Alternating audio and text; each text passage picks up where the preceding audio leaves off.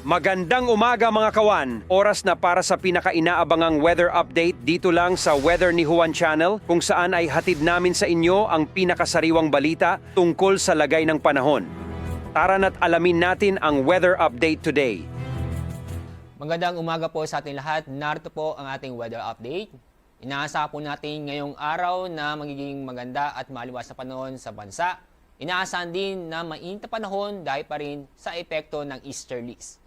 Yung pong amihan o northeast monsoon ay bahagyang pong lumakas at naapektuhan ang northern Luzon.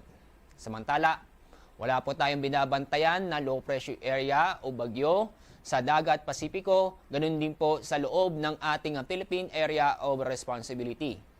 At sa ating magiging lagay na panahon ngayong araw, dahil po sa amihan o northeast monsoon, makakaranas po tayo ng maulap na kalangitan na may mga mahihinang pag-ulan sa mga lalawigan ng Cagayan, Batanes at Apayao.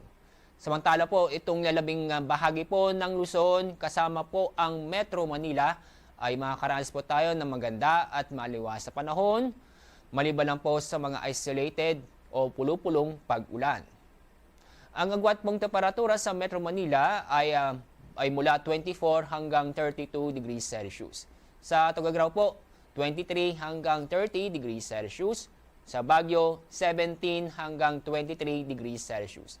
Sa Puerto Princesa, 25 hanggang 32 degrees Celsius.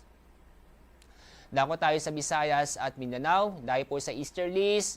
Bukod sa mainit na panahon, inaasahan po natin maganda at maluwas na panahon, maliban lang po sa mga localized thunderstorm na kung saan mangyayari ito sa bandang hapon o gabi, na kung saan magbibigay ito ng mga biglaang buhos na ulan.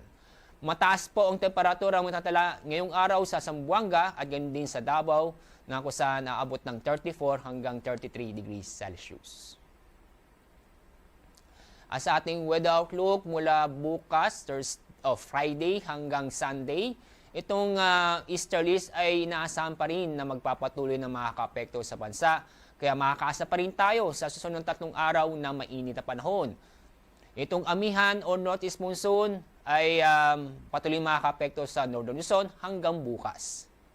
At yung makikita sa ating piling lugar sa bansa, sa loob po ng 3 araw ay magpapatuloy na maging maganda at maliwas sa panahon, maliban lang po sa mga isolated o pulupulong pag-ulan.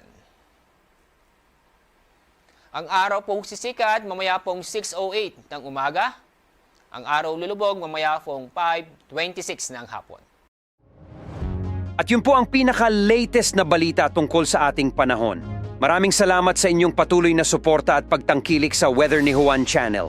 Huwag kalimutang i-click ang subscribe button at pindutin ang notification bell para lagi po kayong updated hindi lang sa mga bagong balita ukol sa ating panahon, pati na rin sa mga trivia at dagdag kaalaman tungkol sa ating kalikasan. Ingat palagi mga kahuan!